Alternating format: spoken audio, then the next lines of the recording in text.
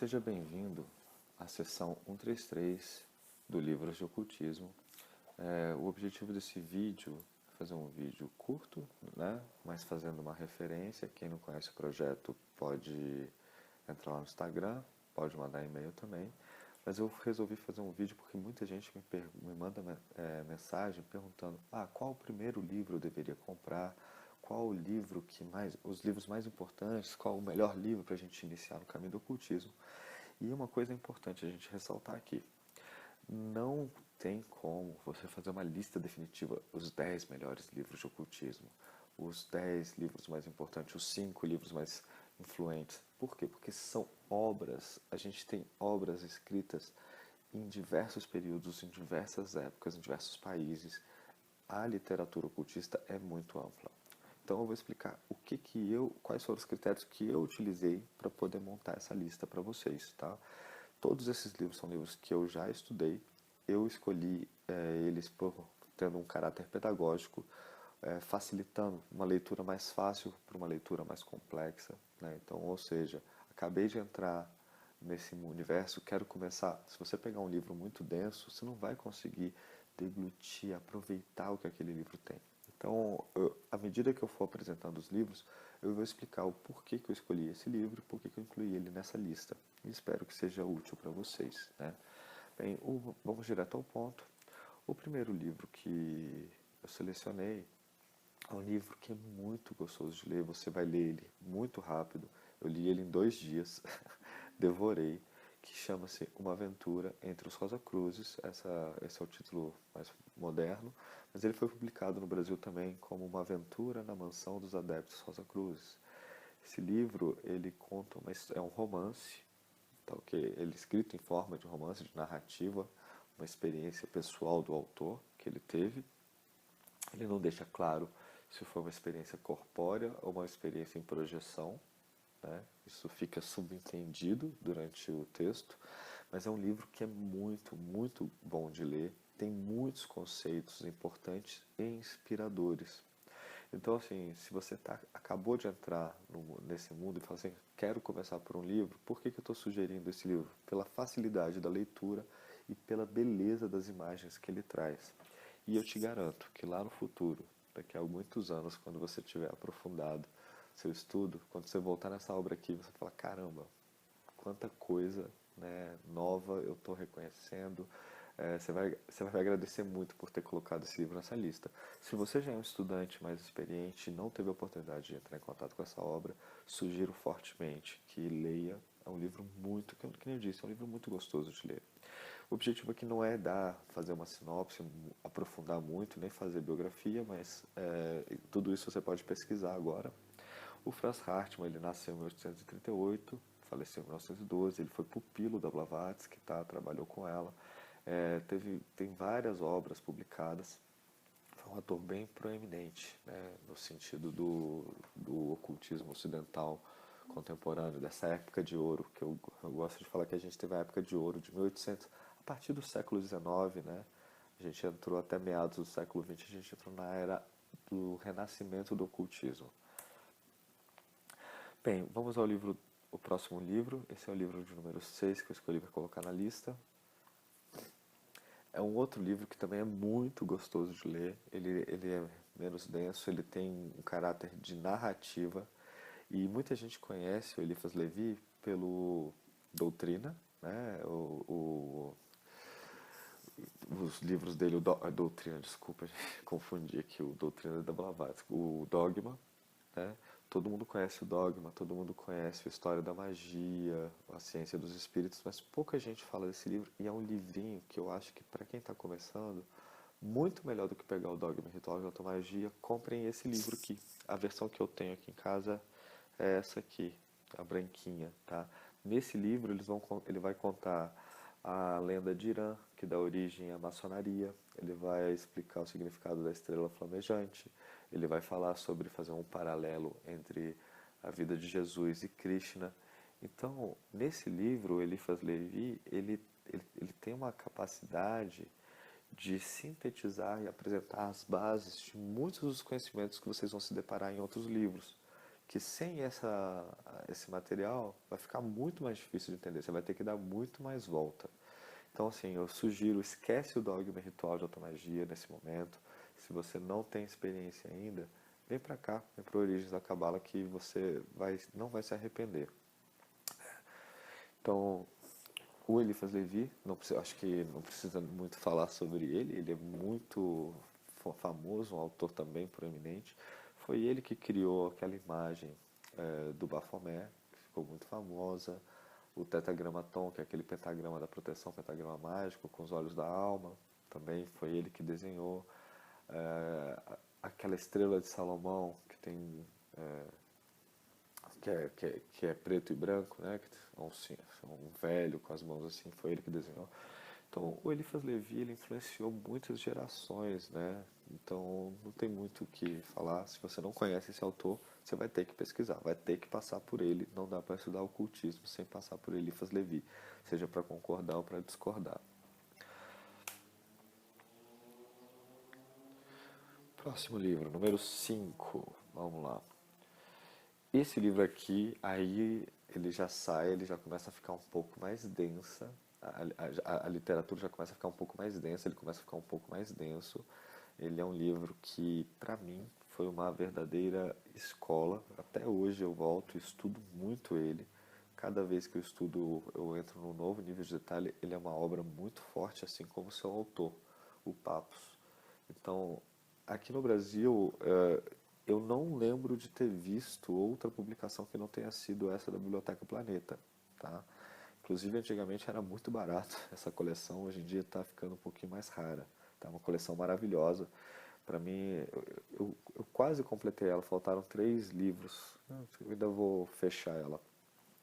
E o Papus, nesse livro, ele vai te dar toda uma base teórica da ciência ocultista sob a vista desses homens que estão trazendo de volta, né, o renascimento do ocultismo depois daquela era de extrema razão, no momento em que a gente tem aí o positivismo quase que eliminando o caráter da espiritualidade, como se tudo que a espiritualidade pudesse prover fosse é, é, uma religião como a católica, e eu sou católico, tá, gente? Que teve todo aquele trauma. Então, assim, nessa obra, é realmente um tratado, e é uma obra que o Papo já escreve um pouco mais maduro. Ele começou a escrever muito cedo, por exemplo, o ABC do Ocultismo, ele escreveu aos 22 anos. Então, é uma obra maravilhosa. E se você não conhece o Papus, eu acho que, assim, talvez tão importante, ou até mais importante que o Eliphas Levi, para mim, é o Papus. Foi o grande fundador da Ordem Martinista, foi mestre do rito Memphis Misraim, enfim, a vida dele, existem vários vídeos na internet. Se você não conhece esse autor, pesquise. E se for para escolher uma das obras dele, recomendo fortemente começar pelo Tratado de Ciências Ocultas. E ele vai exigir de você agora já um nível maior de comprometimento. Enquanto o primeiro livro lá, Aventura dos Rosa Cruz, era um livro macio, tranquilo, gostoso de ler, que você vai ler em 2 dias. O do Eliphas Levi também, você vai ler muito rápido, de Cabala. Esse livro aqui já é um livro mais técnico, é um livro de estudo, então você vai precisar se dedicar um pouquinho mais, vai necessitar um esforço maior. Seguindo nessa linha, então vamos começar a abrir o leque. Aquele livro, o Tratado de Ciência Oculta, ele te dá a base para você começar a pesquisar, você vai entender a lei do ternário, você vai entender as bases da maçonaria, do ocultismo, da ciência, e aí vai chegar uma hora que você vai ter que abrir o cardápio. E para abrir o cardápio eu recomendo esse livro, que é o Preparação e Trabalho do Iniciado. Por quê? Porque é um livrinho que ele já é mais tranquilo de se ler do que o livro do Papus, né? É um livro que tem muita informação, ele vai diferenciar a iniciação física da iniciação espiritual, o que é neófito, iniciado, adepto. Ele vai falar sobre alguns tipos de senda, por exemplo, a senda doméstica, o que é a senda. E a John Fortune, que é a autora desse livro, para mim ela é especial, assim. Eu gosto muito do jeito que ela escreve. Ela tem vários livros publicados. É, é, tem o Cabala Mística, Autodefesa Psíquica, enfim. E ela já começa a trazer para o ocultismo esse viés da psicologia que a gente tem encontrado muito hoje, das imagens, né, da associação entre o ocultismo e a psicologia. Então ela já começa a soltar pérolas nesse caminho, assim, nesse sentido. Para mim ela foi a mais proeminente ocultista inglesa, né, que viveu no século XX, né? Talvez assim, eu acho que eu não lembro se o Samuel Mathers, eu acho que ele era inglês também, então talvez estão os dois aí lado a lado, mas é porque a John Fortuna tem um carinho especial pelo trabalho dela. Então esse livro aqui é um livro muito, muito bom, tá? Para começar, a versão que eu tenho é essa da editora Pensamento azulzinha com branco e realmente é fenomenal. Seguindo em frente, agora que a gente já está com uma base bem forte construída, agora sim é hora de olhar para 1000 direções. E o Formulário de Alta Magia do Piobi é o livro perfeito para isso. A edição que eu tenho aqui em casa é essa dourada, da Arcanos, tá? Mas quem não conseguir encontrar, porque é um livro que muitas vezes ele é caro, tá?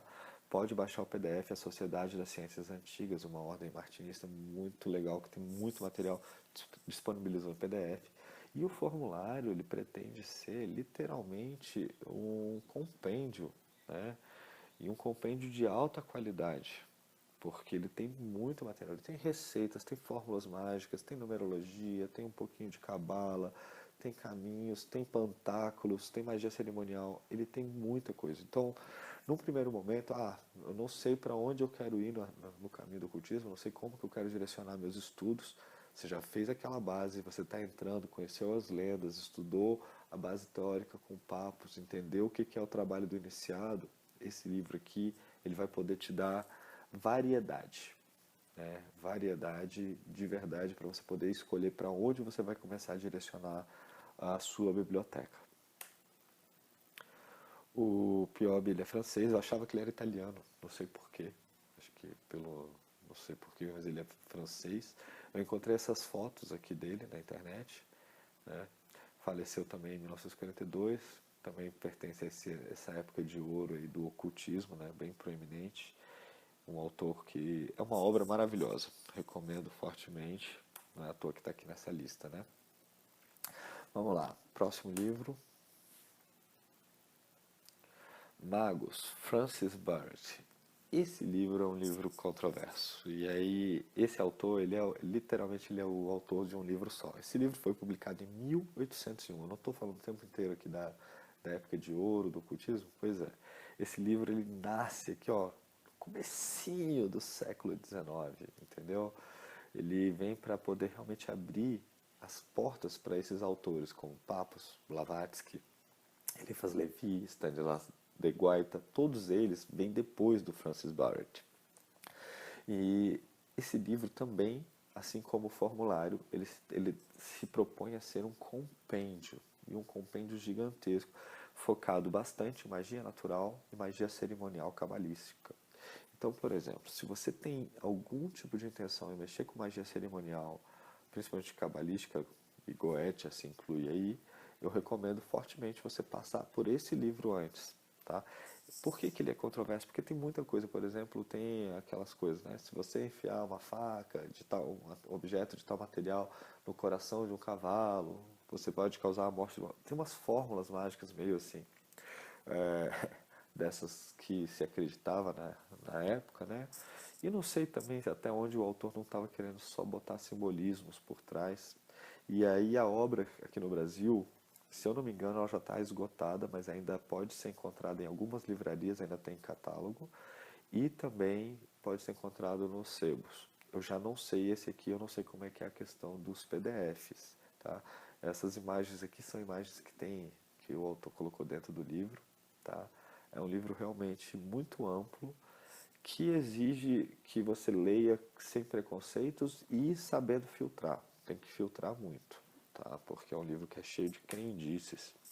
E o Francis Barrett, ele nasceu em 1970, eu não consegui achar a data exata da morte dele.